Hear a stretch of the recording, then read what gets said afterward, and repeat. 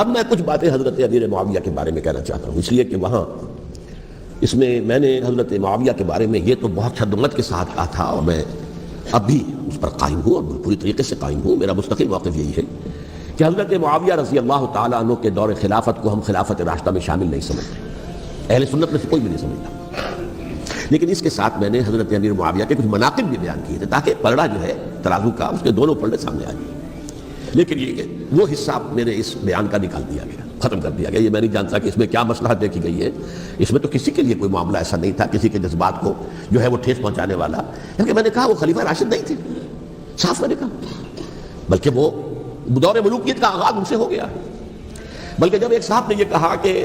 کربلا کے بعد سے دور ملوکیت آ رہی تھی، تو میں نے کہا نہیں جناب، دور ملوکیت تو 20 سال پہلے پوری ہو چکی تھی، شروع ہو چکی تھی۔ حضرت امیر معاویہ کے بھی 20 سال جو ہے وہ دور ملوکیت میں شمار ہے۔ انہیں کسرا العرب بھی کہا گیا، عرب کے کسرا جو شہنشاہ ایران کا خطاب تھا، حضرت معاویہ رضی اللہ تعالیٰ عنہ کو کسرا العرب کہا گیا، عرب کا کسرا یہ۔ لیکن دوسری طرف یہ ہے کہ وہ صحابی رسول ہے رضی اللہ تعالیٰ، حضور کے برادر نسبتی بھی ہیں، حضور کے سالے ہیں، ان کی ہمشیرہ ام حبیبہ حضور کی زوجہ محترمہ ہیں، ام المومنین ہیں ام حبیبہ رضی اللہ تعالیٰ عنہ۔ پھر کس قدر معتمد علیہ تھے حضور کے کہ کاتبان وحی میں شامل تھے،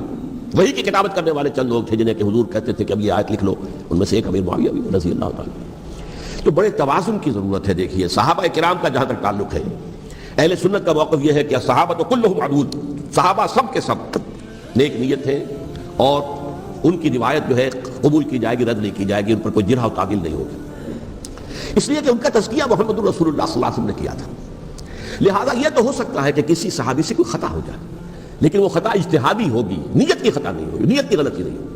اگر کسی صحابی کی نیت پر حملہ کیا جائے تو یہ اصل میں طعن ہے، حملہ ہے حضور پر کہ وہ تربیت دے نہیں سکے اپنے ساتھیوں کو، معاذ اللہ ثم معاذ اللہ ثم معاذ اللہ، وہ تزکیہ کر ہی نہیں سکے۔ 3 جگہ جو قرآن میں آیا ہے یتلو علیہم آیاتہ ویزکیہم، تو کیا تزکیہ کیا؟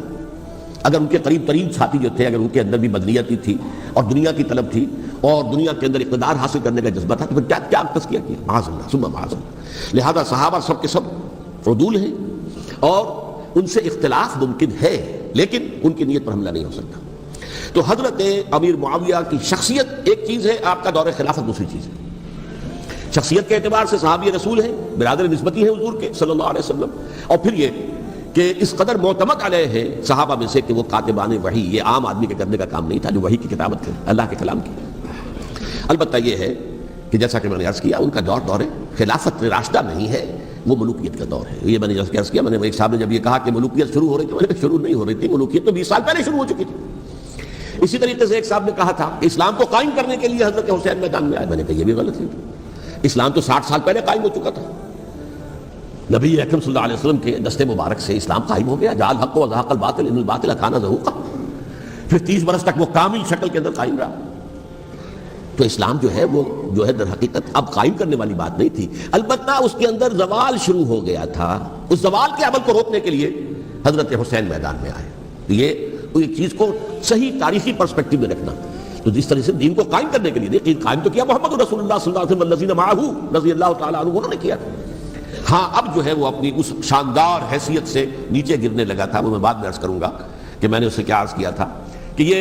اس زوال کو روکنے کے لیے کسی طریقے سے یہ اپنی اصل حقیقت پہ قائم رہے، یہ حضرت حسین رضی اللہ تعالیٰ عنہ کے سعی تھے۔ اچھا، حضرت امیر معاویہ کے جو 20 سال ہیں وہ پورے امن، سکون، اطمینان، کوئی جھگڑا، کوئی فساد، کوئی اختلاف، کوئی باہمی خانہ، کچھ 20 سال، یہ بھی تاریخ کی بڑی چشم کشا حقیقت ہے جو عام طور پر لوگوں کے علم میں نہیں ہے۔ سبائی بھی دبتے رہے، حضرت امیر معاویہ کی حکومت اتنی مضبوط تھی، کنٹرول، کہ ان کو کچھ سر اٹھانے کا موقع نہیں ملا، موجود تھے، دبکے رہے۔ جیسے کہ میں نے کہا ریولوشن کے آخری مرحلے پر آ کر جو مخالفین ہیں وہ دب جاتے ہیں کہ پھر دیکھیں گے موقع ملے گا تو پھر لیں گے ان سے حساب کتاب۔ 20 سال رہے ہیں پورے امن کے، 10 سال کے بعد یعنی درمیان میں ہے حضرت امیر معاویہ کا عہد خلافت۔ ایک صحابی جو کہ بزرگ صحابہ میں سے ہیں، مغیرہ بن شعبہ رضی اللہ تعالیٰ عنہ، وہ آتے ہیں اور وہ کہتے ہیں کہ دیکھیے امیر المومنین،